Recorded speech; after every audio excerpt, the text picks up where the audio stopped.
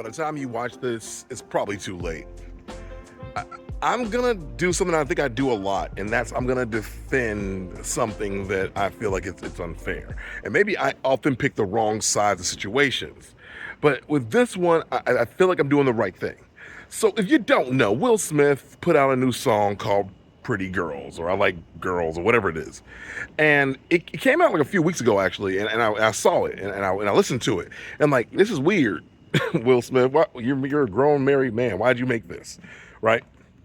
But then it came out with a video a few days ago, and the whole internet is doing the normal whole internet thing and hating on it. And I feel like right now, hating on Will Smith is the new Drake, if you will.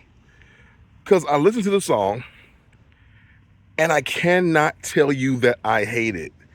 It's not a great song, but it's not a bad song. It's like I could see myself being out somewhere, and the song comes on. I nod my head to it. It's pretty simple. The beat is good. It was more of a dance song for a gay club, if I'm gonna be real with you. But that doesn't mean it's a bad song. It's just not for you. I like pretty girls. I mean, I'll say this. His outfit selection is interesting. You keep in mind, I think Will Smith is in his 50s. And he's kind of dressing like a fashion model, like in his like mid 20s, maybe, in the outfit. I don't know. It does throw me off a little bit, but I also know that Will Smith is a lot of things, but he's not stupid. I think Will Smith is a lot of things. He's not unaware. He knows what you guys are saying about him. He's very aware of that. And I think that, kind of like Drake, he's almost playing into it for the marketing dollars, if you will. Because like even that freestyle he put out, and y'all clown him for that. It wasn't the greatest freestyle in the world, no. But for a 50-plus-year-old man, dog was spitting. Now, mind you, LL Cool J put out an album this year, maybe last year, I forget. But he was spitting. He was spitting bar for bar with Eminem. That's rap, right? I think that Will Smith is in this interesting intersection between being successful, likable, but consistently corny, right? And I don't even like saying the C word. I don't like saying that, right? Because I feel like no one is corny if they're confidently doing something that they enjoy doing and they're good at it, right? Clearly, Will Smith is more successful than all of us will ever be, right? So to hate on him for being his age and doing the damn thing, at least just trying something, being different, I think that's wrong on our end, because we don't clown Snoop Dogg. Snoop Dogg's done everything possible, including hosting a cooking show with Martha Stewart, right? We did not call him corny. He's done a Christian album. He's done a reggae album. What else? I mean, changed his name to Snoop Lion, and we all rock with it. And he extra old. I don't understand. I really don't. I don't understand why Snoop can do all this stuff and play around with his image and have fun and still produce music even to this day. And y'all like, yeah, I love Uncle Snoop. He's cool. But Will doesn't, and everybody want to make fun of him. Like I'm sorry, but the comment section underneath the video for Pretty Girls is kind of funny, but it's also kind of sad, because it feels like people were just trying to get their little quips in to see who can be the funniest person on the internet. That's what it feels like they're doing. I feel like they're just trying to make each other laugh, even though what they're saying isn't genuine. Because the song is not terrible. I'm sorry, it's not. Maybe I am out of touch, because I am an elder millennial hitting the 40-year-old life, you know what I mean? Maybe that's what it is. But I don't know. I feel like I have a good ear sonically, and it just doesn't sound that bad to me. I don't know. I would love to hear what y'all think about it. I'm just curious, because I can't be the only person who kind of hear the song and get a little. I like pretty girls. I mean, again. I'm not saying it's an amazing song. I'm not saying it's the best song ever. I'm just saying it's not a bad song, okay? I'm just saying it's not a bad song. Now, if you saw me right now and I just opened my eyes like that, I was trying to see, because I noticed I could just see my teeth while I walked. And like, that's embarrassing. So I want to see if you can also see my eyes. That was the big topic of the video. So I'm gonna tell y'all what I'm doing right now, if you're interested. So I think I have a thing called plantar fasciitis. If you know what that is, you poor old child. It's like an injury you get from like running or exercising the wrong way or something like that, and you basically have a sprain in your foot, and it sucks. Like I was limping yesterday, and I'm like, dog, am I at the age now where I'm limping? Am I at the limping age? Oh man, come on. Slow it down, buddy. Slow it down. But I put some of those Dr. Scholl's things in my shoes, and I'm testing it out, and it is feeling better. I definitely need to elevate my foot a little bit more, but it's feeling better. So many of you guys haven't seen me in a while. I think I've told you before on live streams. I haven't done as many streams either for a reason too, but I've told you guys that I'm currently in the middle of accomplishing some pretty big things here that I didn't think I was going to be able to do in such short order, and I'm pretty proud of myself. But I am basically a month away, like a full month away, from being completely out of debt, right? And I was like maybe $40,000 in debt 6 months ago. And I've been working my butt off to do it, to change my tides. And I'm already seeing the fruits of those labors. Like, I'm down to the last 12,000, right? And I put 5,000 in my bank account, I think last week, or just held it there, because I want to do one big payoff at once. I don't want to have to belabor the point and just inch there little by little. I've done that already. So I decided I'm just gonna like just wait. I'm gonna be patient. I'll put the money away at each step that I get it. And when I hit the 12,000 mark, I think 11,000 actually is where I'm at now. I'm just gonna drop it all at once. And then from there, I'll keep working multiple jobs, save a little bit more money, and then I'm gonna quit the job that I hate that pays a lot more money. I mean, like, you know, conventionally people will say, like, you know, stick with the job that pays the most money and ball out for a bit, right? But the job that I hate is so frustrating, and I don't have any interest in working there full time. I just don't. Like, let's say they offered me a full-time job at the 6-month mark, I would turn them down. I have no interest in working there. It's so bad. I can get into that later, or on another video rather. But it's really bad. So it's borderline abusive sometimes. So I'm just like, yeah, you know what? Let me just do my best here to be good at what I'm doing for now, and just keep rocking it out as long as I can. Right? It's just go as long as you can go until you can't anymore. And I am really, really glad, and I feel lucky and blessed that I was able to actually accomplish this. In addition to that, this is where I'm seeing the fruit of my labors, because I'm no longer in debt to the tune of about, let's say, like monthly, like owing like $2,000 out there. Like, I'm no longer there anymore. So because I'm now free from that, I'm seeing a lot more of my money in my pocket, which really is not going to my pocket. It's literally going into my debt, right?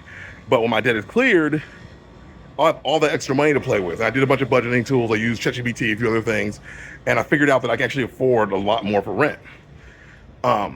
So I am going to do what I said I was going to do a couple years ago, but I didn't think I would actually be able to do it. But I'm going to move into a luxury high-rise, like an apartment in the sky, you know, like with the Jeffersons, whatever. So I'm gonna do that now that I can afford it.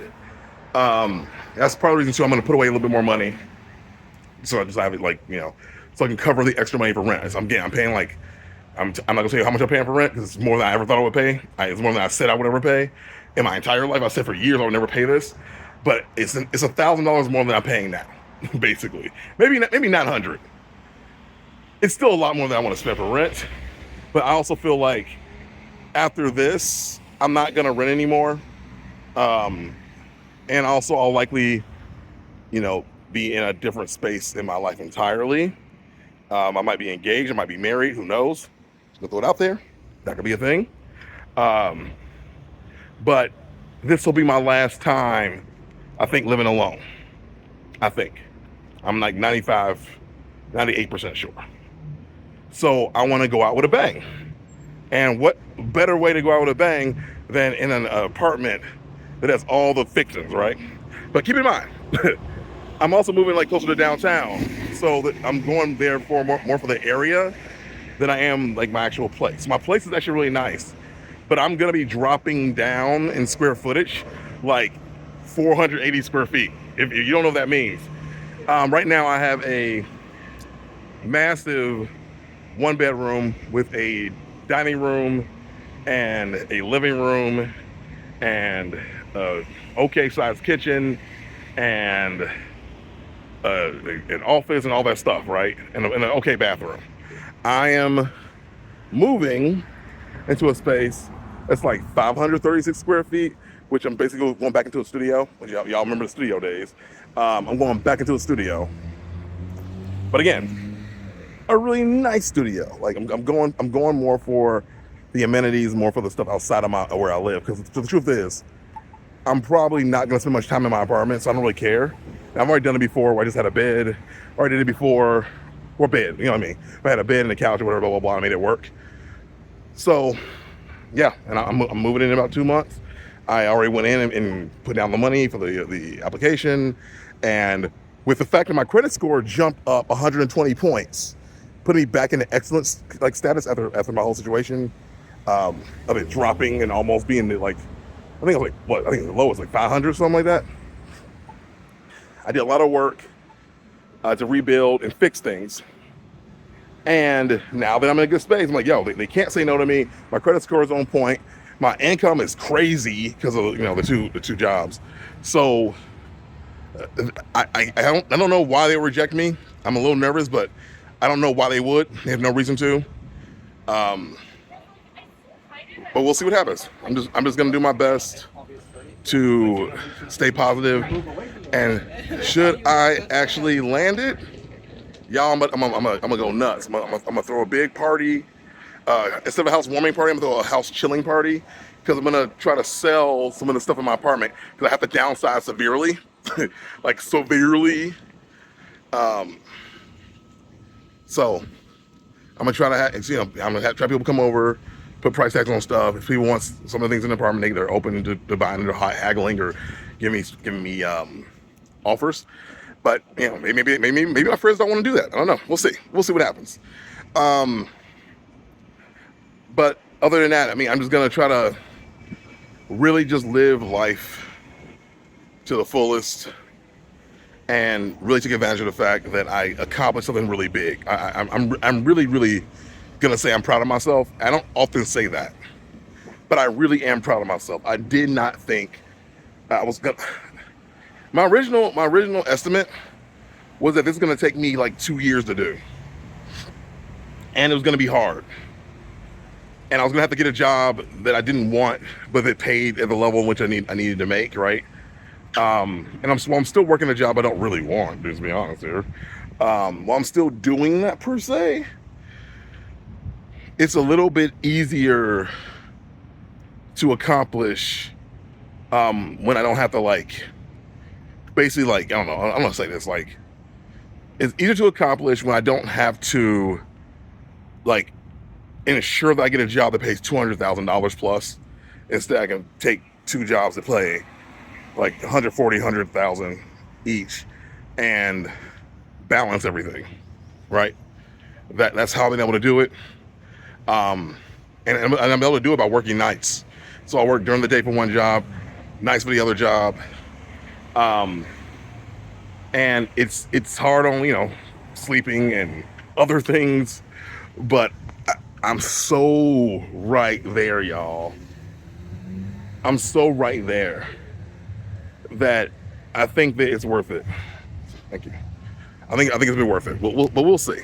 Again, just gotta rock it out another month or so, and we good. We good. I'm going out in my neighborhood real quick because I haven't really done much lately, and I'm gonna get some wings. They have dollar wings here on Mondays. And I'm gonna just do that real quick and go back home and go to sleep, wake up and do it all over again. I decided to take the night off on one of the jobs just so I could breathe a little bit.